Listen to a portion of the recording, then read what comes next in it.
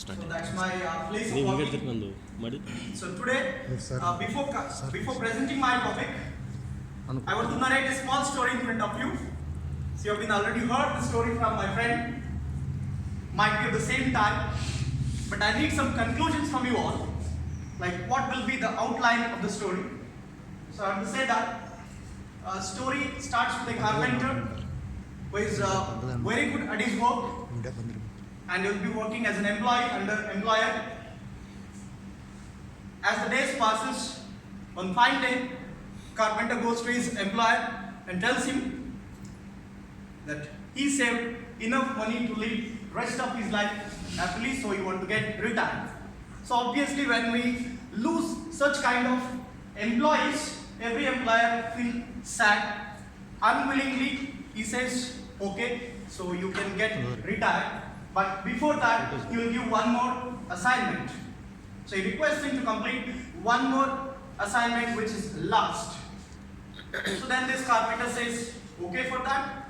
And he starts his assignment and he goes to a home and there he continues his assignment. So when he was carpenting all the furnitures and all the things required in that particular house, he tried to use very good things, but due to his subconscious mind, which has already made to get retired, he uses some cheap quality materials and he will not be very perfection at his work what he is doing. So finally he completes the task and then he goes to his employer and says, the assignment is over, so I can get retired now. And the employer says, okay, so I am happy to make you retired. And he is going to present a small gift to him. The key of that particular house where the last assignment was taken place will be given in the hands of employee. So at this point of context, many thoughts will roll on in the mind of employee. So what can be those thoughts which rolled in the mind of employee? Can you just suggest few thoughts which were rolling in the mind of that particular employee or the carpenter? So what kind of thought might be rolling in his head? Anybody? If you are in his place, what do you say? What kind of thought do you get? Yes. You are asking before the handling of key or After handling the key. Well, there's no alternative to anything, but he has the internal key thing. So that he knows that he is going to get that as gift, then he would have done it. Yeah, exactly. That's what the point which I needed. So obviously every person, even we ourselves, we feel the same thing. Like if it was known for me earlier that the house will be given to me, so I would have been made all the furniture and all the things at the house more better with more perfection. So in the same manner, I'd like to compare the employer and the carpenter to teacher and student relationship. As we the teachers, let's compare ourselves to carpenter and the students as employers. So because in the present scenario, all the teachers are being salaried or we are being paid by the fees of students. So obviously I put myself as the student's employer and ourselves as carpenter. So in this context, when you see the mind, thoughts which were rolling in the carpenter mind, so even why can't we feel our students as our own children, why can't we teach them in a better manner, isn't it? Because when my children are not performing properly, we give different type of methods for them, we try to help them. So in the same manner, I feel that every teacher should also think their student as children and it should be implemented, means all sorts of methods should be implemented to correct them and to reach their goal. So that's what my context, and today I am going to present a topic which is quite different, I feel, and when we enter into any classroom which is very different, so we start staring at the classroom, what's going on here? What's going on? So when the classroom is completely reversed, when the teacher is not being presented on the dais, if he is not there on the dais, if it is not a teacher-centered classroom, so we'll be upwardly looking at that classroom, and if it is completely upside down, again we get some sort of thought. So what's going on in the classroom? So I want to present the classroom which is flipped.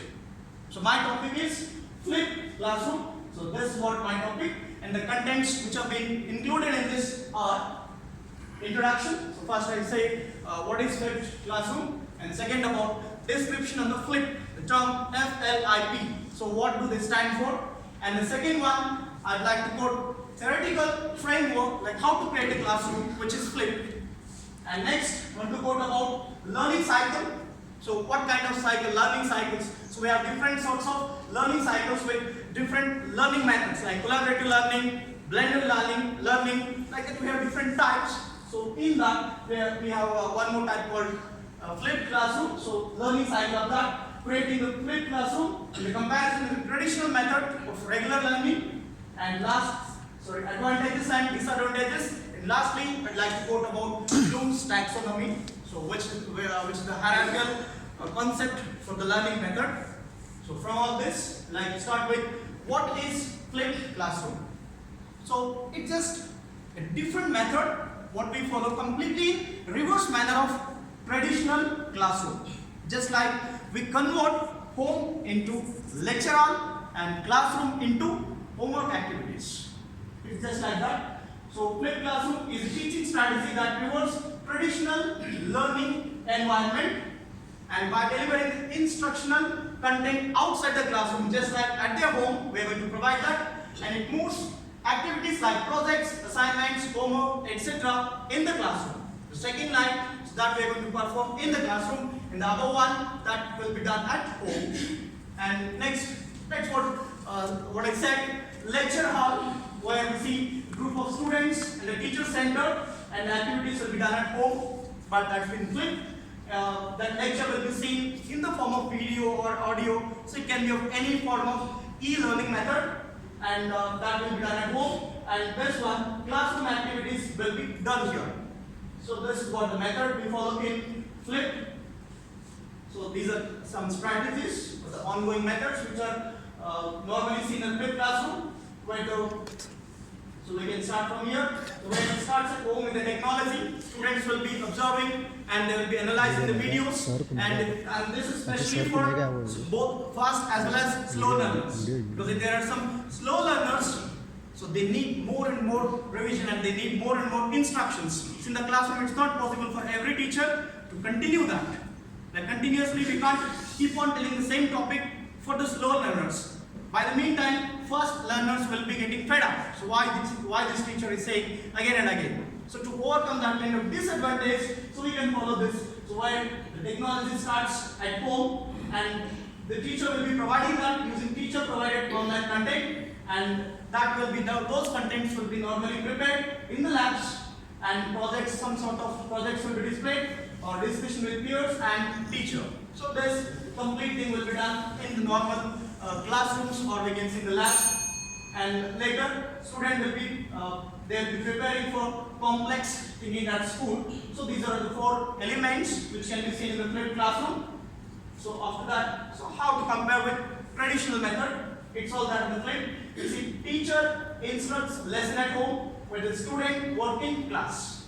So these are the main motives. And in traditional method, as we all know, teacher instructs, student take notes, student follow guided instruction, teacher gives assessment, students have homework. This is regular method. So I want to flip from this traditional method to flipped classroom.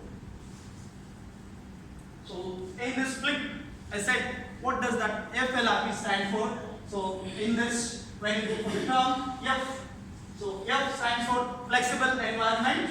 It's going to establish flexible spaces and time frames, adjust as appropriate, and it's going to be differentiating its lecture method. And L stands for learning culture, and here student will be centered.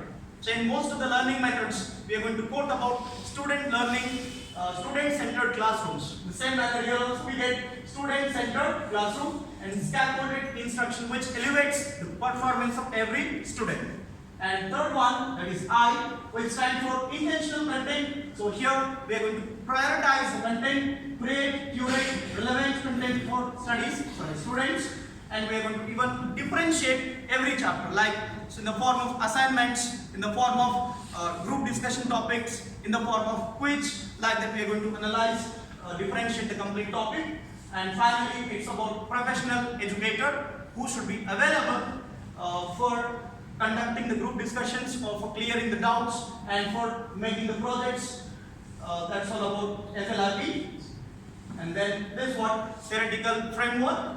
So flipped classroom will be having two main key contents. It's that educational technology, learning through activity, and finally it's going to lead to the learning environment. So this is complete about the theoretical framework.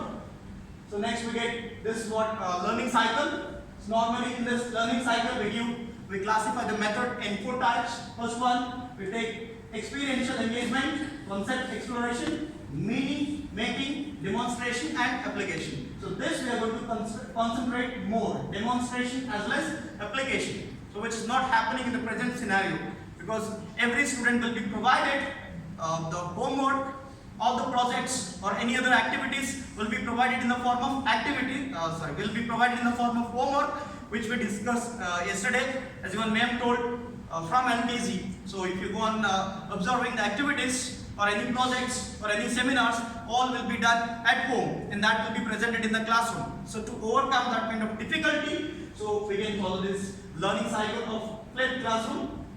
So some 8 simple methods to create a flipped classroom. Choose your tech in the form of podcast or podcast, and later create your video, build your lesson, generate assessments, assign your class, take a step back, and that will be assigned for discussion, track students' progress, provide feedback. So that's all for 8 steps. And time content, which is compared to traditional classroom. So here, this one, guided and independence practice and lab activity will be provided just 35 minutes maximum, and here it will be provided 75 minutes. This is the main motto, and these are some advantages, and these are also disadvantages. There might be digital divide, and this is what final Bloom's taxonomy, and this we can see after the class. So these are the points which are to be reflected by everybody. Think of your favorite lesson. Would it be enhanced by flipping? What would your students gain? What would be lost? So that's all. Any doubts, friends?